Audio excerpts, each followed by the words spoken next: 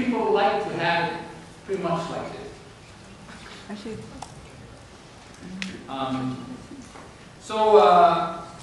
Some of the, I think, things that just check my sheet. Think about any question you may have. David, what happens if a long-term med is out? Is it coded, color-coded differently than a short-term med? Yes. I think, well,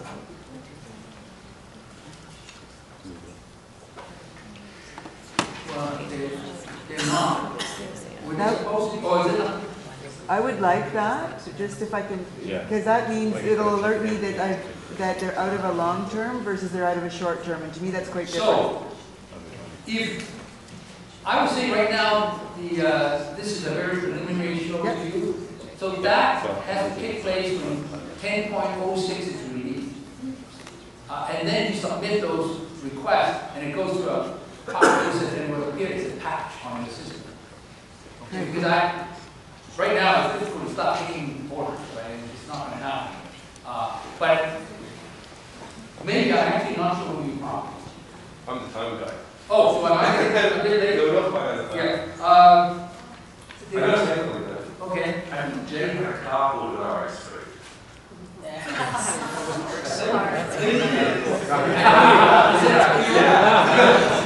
That's what it is.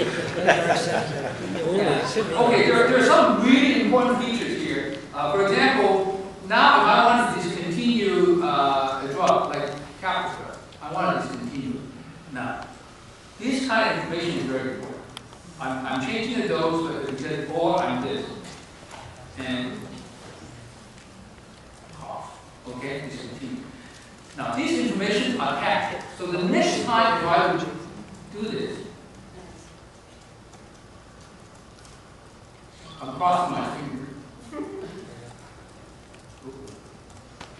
It's supposed to warn me. Did I just do that? Or maybe I have to be refreshed. It first reaction. Okay. So it doesn't jump off and punch in the face, but it actually changes this part. Do you know this?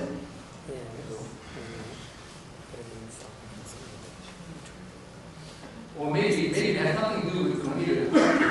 Okay, back up, erase.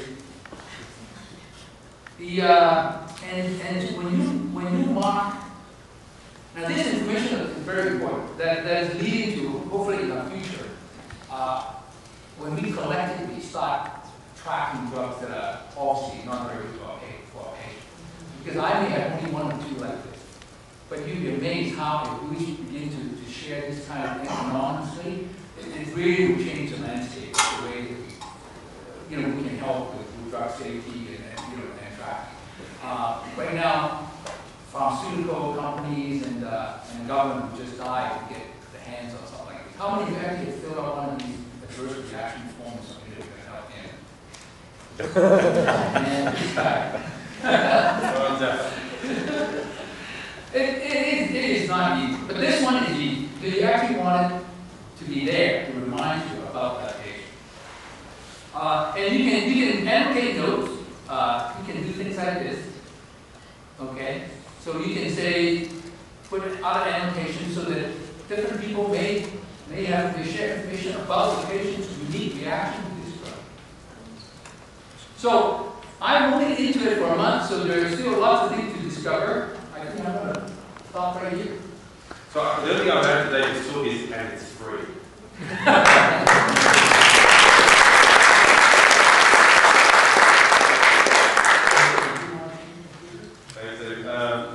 Colleagues the other day doing the wish list discussion. Does it look like I'm leading that?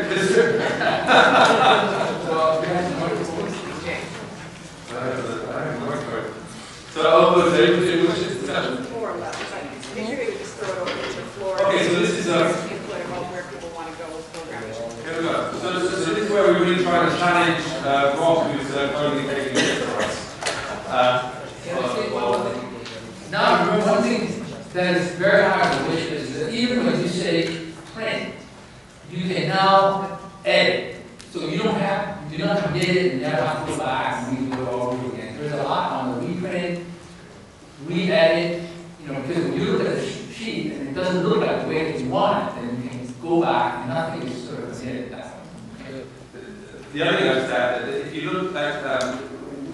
start having a look at whether having EMRs is a good thing cost-wise in medicine, what they actually achieve. And one of the things they've been shown to achieve is increased safety. In fact, one of the few things that they can do is perhaps some increased safety, perhaps.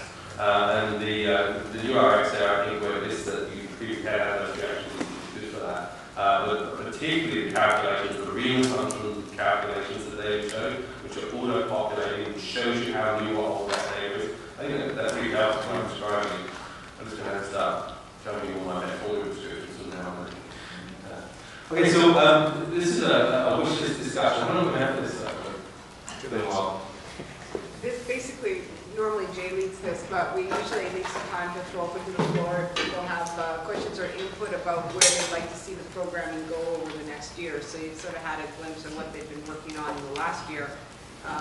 But normally Jay likes to hear people's input about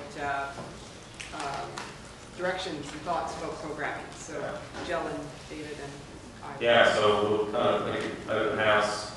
Anything you think you'd like to see in Oscar that you don't see in Oscar right now? Anything that you think should be prioritized or not prioritized? No fighting allowed. Who wants to start us off? Well, we're very new, our office, to Oscar. And prior to Oscar, I was a really strong proponent and supporter of the toolkit business out of ministry. And I'm very disappointed that, number one, I can't transfer all my hard-worked toolkit information, not only for diabetes, but for CHF, for COPD, for chronic renal failure. That's one thing. And secondly, it was really, I don't mind the diabetes flow sheet. It's fairly useful. I don't mind the hypertension flow sheet. It's pretty good. But what about a kidney and COPD type of flow sheet thing that can auto-populate? I think you should... Can you repeat that? Oh, sorry. So the question first of all was quality management toolkit connectivity in VC. And the second question was around more flow sheets. The respiratory one, I think, is actually the stuff on the way. I think someone's showing something in this 2 days. Sorry?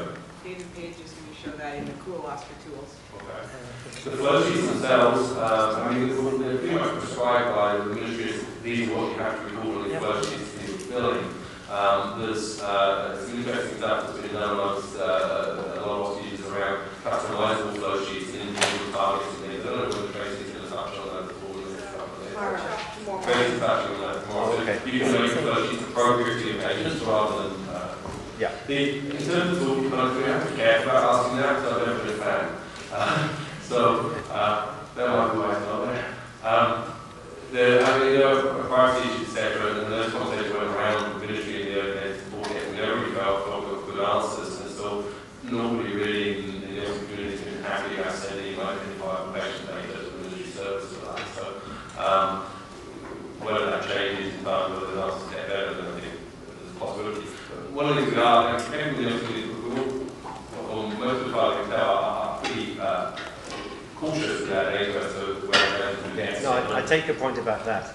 What I found useful was just the collating of information under one area. So, for example, the COPD, it'd be really nice to have something like an FEV1, FEV1, FVC ratio thing automatically, just like you can click on diabetes now. Yeah. Have a nice flow sheet about A1C and lipids and all that stuff. It'd be nice to have the same thing for some of these chronic diseases that we have in BC. You know. We'll see what data shows.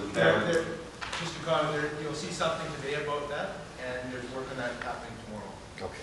We might also, if we have time in the getting more out of Oscar session in the afternoon, mention briefly about the reports, because this is a core, the whole clinical reports that we did for Vancouver Coastal Holy Land. So you can look at your diabetes data and look at what percentage of your patients hemoglobin A1C is at a certain target, or so that's all in there, but it may just be knowing where it is. Yeah. And then we can show in the advanced session this afternoon. It's a whole series of things you can do, all the exact same stuff, but faster and easier.